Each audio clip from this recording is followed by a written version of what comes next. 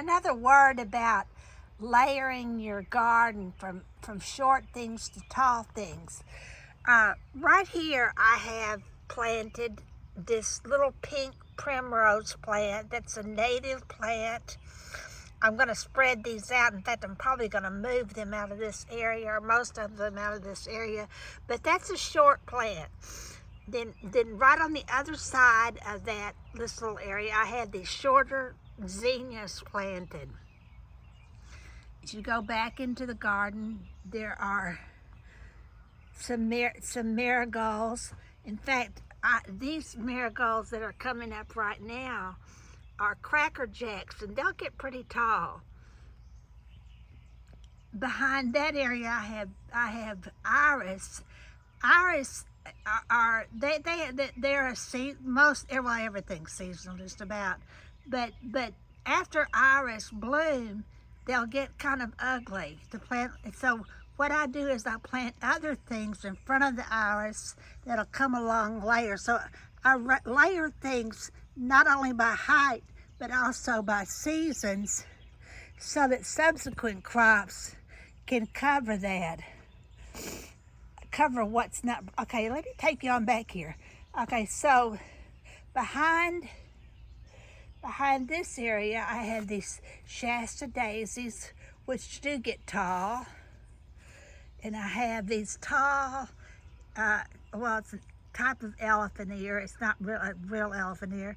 And then I have, that is a Louis Odier rose, which is a very, very, very fragrant rose. But it's not real tall, but it's taller than, and I see we have a little bud. I'm anxious to because this is one of the most fragrant roses that I grow. Okay, but it's taller than the iris, not as tall as everything, as some of the other roses. Okay, back behind that, let's see if I can get over there and get a picture of that. You see that over there in the corner? That's Summer Carnival hardy hibiscus coming up. It is. I'll show you pictures of one that I had last year. It is a glorious plant. It's a good filler.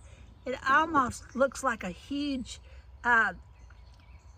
coleus, a beautiful coleus. In this area back behind, there are these hardy chrysanthemums, and these are a pink chrysanthemum called Clara Curtis. That's an old heirloom chrysanthemum, and they are truly, truly hardy. So let me see, and then I showed you this. I spent probably too much time talking about this. This just volunteered. This is my pumpkin plant that has just come up from last year's seed. I had planted in that spot Carolina jessamine, which is a lovely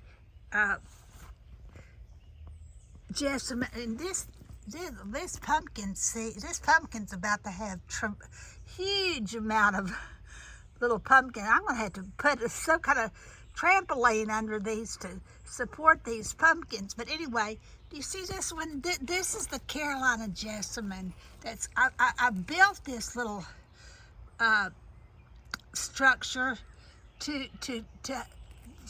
for my Carolina jasmine to grow. A place for my it's also another very fragrant plant I'm pretty sure Carolina jessamine is native to Mississippi, and it's extremely fragrant. But you'll see across here, see this little circular area? That's a low area. This whole area is going to be planted with strawberry plants, which are low growing. Behind the strawberry plants, I have planted phlox, a lavender, bluish lavender phlox that's not blooming right now. but next year it'll come back and it'll be beautiful, and it'll grow right there. These are marigolds and calendulas that are annuals, and they will not return, but they're shorter, they're taller than the phlox, but they're shorter than some other things. Behind that, I have some little pots of herbs, and then behind that, I have this lavender beds. I've just sheared them, and then some roses growing in this area. That's a Clara Austin rose. Well, that's a lemon balm. And behind the lemon balm, I have a Clara Austin rose, which is another very fragrant rose. That's the Heavenly Blue Morning Glory.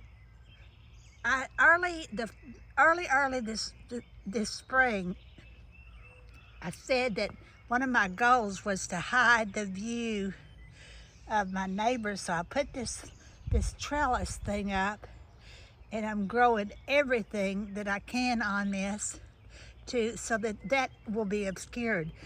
Behind the morning glories, it's not blooming now, but it's growing well, is a yellow Banksia, Lady Banksia, Lady Banks rose, which will completely cover this entire area.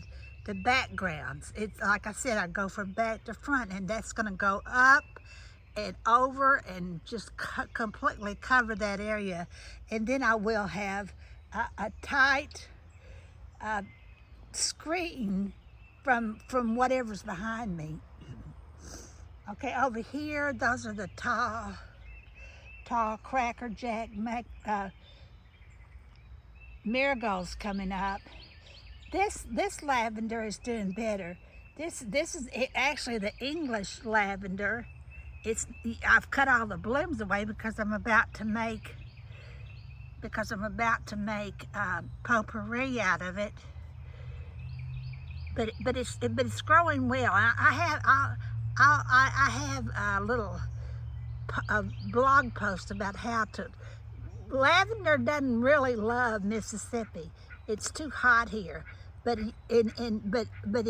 that's one of the reasons that I have created this raised bed on top of the this whole area is a raised bed. But this is in this area I've put the lavender. But underneath the soil here, I have placed different things to perlite to help the soil drain, because lavender doesn't like wet feet. Okay, back behind there I have that's swamp milkweed, which I have several of those. I don't see them all. In that arbor, there's Zephyrine Druine rose, which is a wonderful rose that I grow several of those. And behind that, I have the Scarlet Runner beans. They're going all along here. At the very back of this area, I have sunflowers growing. A tall flower that is growing and blooming right now is this bee balm, and you'll see that I've supported it.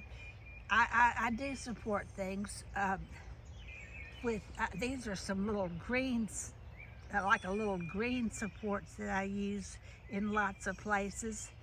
But that's a beautiful native plant. This is Jacob Klein, and it's planted very near my bird feeders. I don't have my hummingbird station up right this second. I need to go get some fresh water and bring it out here, but I've put it here deliberately right next to the water, not next to the bird bath, so that I hope to attract hummingbirds here. All right, behind this this whole row of plants, there's another row, there's a tunnel and there's another row, and I have other tall plants right there. I grow a lot of Super Sweet 100 tomatoes. They have a wonderful little fragrance, and they grow vertically.